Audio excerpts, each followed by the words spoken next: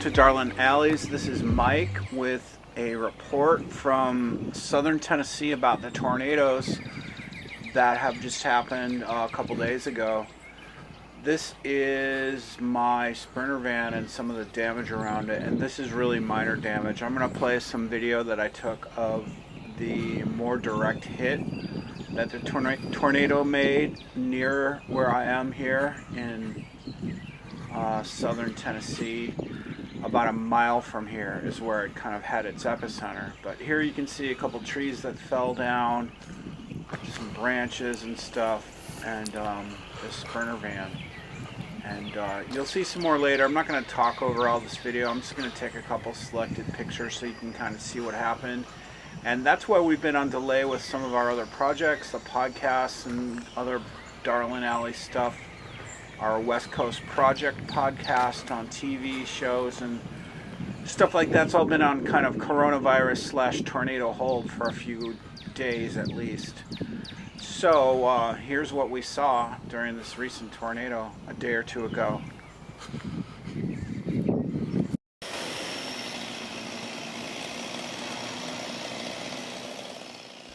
These videos are from the morning after the tornado that hit, about midnight of the night before this morning. And these are some of the shots of the street that lead into the housing development where I park. And I've been staying with the Sprinter van. The big problem is the power lines that got knocked down. This happened on Monday, I think. Yeah, Sunday night / Monday. And now it's Thursday and I still don't have power where we're staying. So I got solar panels and stuff on the Sprinter van, but no power at the houses here. And there are tons of reasons why. You can just see all these power lines that got knocked over by trees. Some of the power poles got actually blown over by the tornado. And again, this is damage that looks pretty minor compared to some of the other stuff that we saw as we drove through some of these neighborhoods. But we were blocked here from getting out even to the main streets. No power on the street lights, stoplights and stuff, so everybody's going bumper to bumper really slow. Nobody knows what to do at an intersection when there's not a stoplight. And then here is another little part of the neighborhood we drove through to show some of the trees that fell over. Big old trees that just got knocked over. And we are here in this neighborhood where I'm staying about a mile from the direct hit part of the tornado, which really just kind of wiped everything out. And there's some quick shots of that later on in this video. Which one was it? This one? Oh, that one. Yeah. Ann was standing. Ooh, look at that. The tree's broken.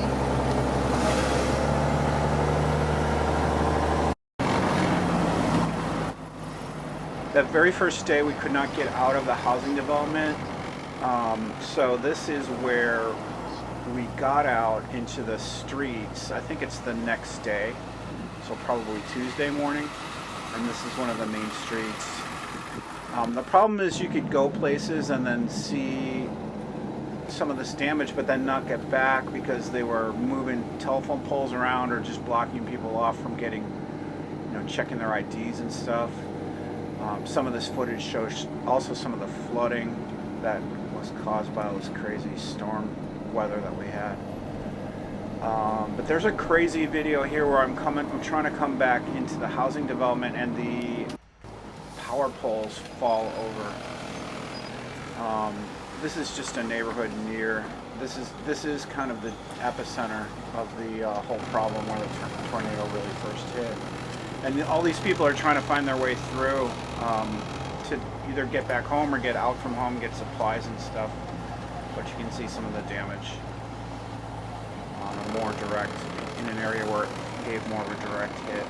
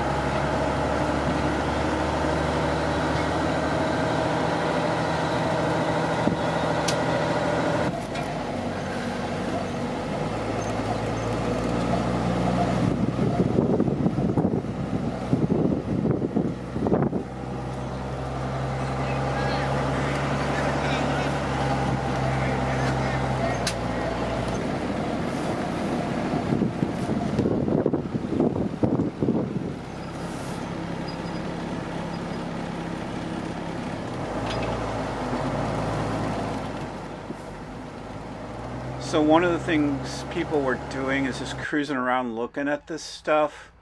I don't know how I got behind these Rona-free idiots, but they were just cruising around looking and taking pictures and stuff. I was out getting fuel for a generator, and I pulled out my camera, so I wasn't just taking fun pictures and video. I was getting supplies that we needed to run a generator.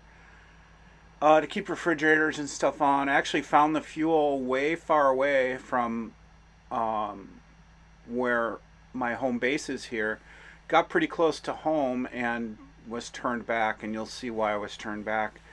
But you can see these people are all trying to get basically one way, and they can't because the storm cut them off. Once you get out away from it and they start fixing power lines and poles and stuff, they don't let the traffic back in. And at all the circles are fine because the circle doesn't really require anybody to make a decision about stopping. It's all yield, but there are a lot of stop lights that weren't working, and places where people just had to try to decide what to do. And people are not good drivers in this type of situation. They stop and wait for the next guy to go, and you basically have a standoff with 2 or 3 people not knowing what to do. So it turns into a lot of bumper slowness, and that's what happened here.